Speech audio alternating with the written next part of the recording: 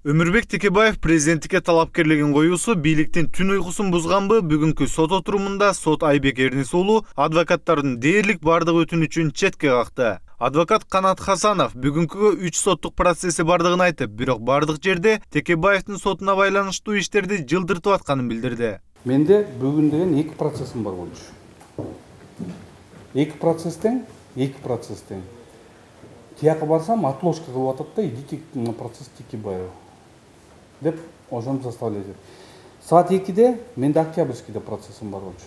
Отложили. И опять отправили, идите на рассмотрение дела Текебаева. С 4 у меня опять должен был процесс, меня официально уведомляют, идите, говорит, на процесс Текебаева, потому что мы вас процесс откладываем. Баш мыйзамдын атасынын сотунда мындай укуктук хаостун жүрүшүн алдыдагы президенттик шайлоо менен байланыштырышууда. Президенттикке каттатпоо аракетин көргөн бийлик Текебаевдин сотун эртелетүү үчүн башка сот иштерин дагы жылдыра баштады. Текебаев муну жогорудан туруп алып, бирөө башкарып жатканын айтып, сотторго буйрук бергендер да, аны аткаргандар да жоопко тартылыш керек дейт. Эгерде адвокаттардын айтканы чын болсо, бул адвокаттардын гана укугун эмес, менин конституциялык укугума дагы залалга силтейт. Менин эле эмес, бүтүндөй конституциянын, адилет, сот принцибине залалга силтейт. Текебаевдин сотуна баргыла деп калган судьяларды ким заставить этет? Эгер мындай алар телепат эмес да. Телепат болгондо дагы эмне үчүн биздин сот артыкчылык берип, калган ооруп аткан, көп жылдардан бери жаткан, ооруп аткан адамдардын ишин жылдырат. Ушул ишти карагыла. Мен ойлойм, буга биз коомчулуктун жана укук коргоо органдарынын көңүлүн буруп, ошол судьялардын ушул аракеттерин тескеп, керек болсо кылмыш жообуна тартыш керек. Ким аларды тапшырма берип, координация кылып, сотторду ары жылдырып, Текебаевдин сотуна мындай баргыла деп атат. Өмүрбек Текебаев дагы анын адвокаттары катышкан башка сот иштеринин жылдырылып жатышы түздөн-түз президенттик шайлоо менен байланыштырды.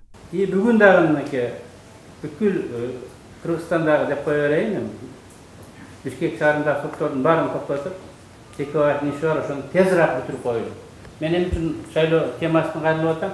Ушу тезирээк бүтүрүп коюлу шайлоо болгонго чейин. Ошо регистрация болуп калбасын деген аракет экени көрүнүп турбайбы? Болбосо кайка жашасыңар, биз түрмөдө отурабыз.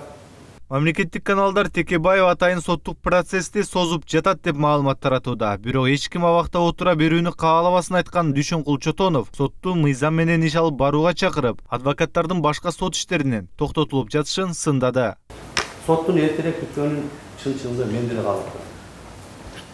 Бирок уюштурулуп, шашпай, шайлоо тияктарды карабастан жасалса, түрмөдө отура бергенде сиз осунда көбүрөөк отура берсем экен дебейт эч ким. Биздер сот эртерээк бүтсө, нары бери чечилсе деген үмүттөбүз. Сот адвокаттардын башка сот иштерине катышуу үчүн сотту жылдыруу өтүнүчүн четке каккан соң ишти карап кирди. Бирок Текебаев менен Чотоновго тогулган 7 томдон сырткары дагы бир 8 томдун бардыгы соттун жүрүшүндө гана белгилүү болду. Мы 8 том не видели вообще. Оттуда, когда уходило в прокуратуру, было 7 томов. Нам следователь вручил 7 томов. Мы 8 том не видели. Сот Айбек Эрнис уулу жана прокурорлор 8 том менен таанышуунун зарылдыгы жок деп убакыт берүүгө каршы чыкты. Бирок кылмыш ишинде 1 том менен 8 томдун айырмасы жок экендигин айткан Өмүрбек Текебаев иш менен таанышууга убакыт сурады. Биз 7 томду алдык деп кол коюп берген. 7 том менен тааныша элекпиз. Эми силер өзүңөр атайын таанышпай атасыңар, созуп биз бергенбиз деп койдуңар, мейли ман. Бирок 8 томду бербесиңер кантип таанышабыз? Ал жерде маанилүү документтер бар экен. Сиз айтып атасыздар, 7-де болбогон эле майда чүйдө кыргыздар экен. Мыйзамда УПКда бардык томдордун статусу бир, 7 том или 1 том жарабайт деп өзүбүздүн оюбуз менен чечим чыгарып койгонубуз болбойт. Ошондуктан мына бүгүн азыр сиздин айтканыңыздан 8 том бар экендигибиз баарыбызга белгилүү болду. Ошол том менен таанышканга убакыт беребиз. ушул жагдайды талашып тартышып бир чындыкка келели деп атканда дагы бир кызык иш пайда болду да. Соттун колунда 8 том уголовдук иш бар экен да. Адвокаттардын колунда 7 эле том.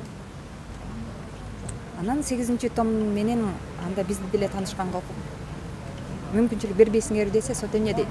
И прокурор эмне дейт? Ал андай бул анча мынча деле кереги жок кагаздар маанилүү эмес. Небір черкеште айтады ошондо кандайча маанилүү эмес. УПКда эмне 1-чи том маанилүү, 8-чи том маанилүү эмес, аны менен таанышпай койгула деген жагдай барбы деп.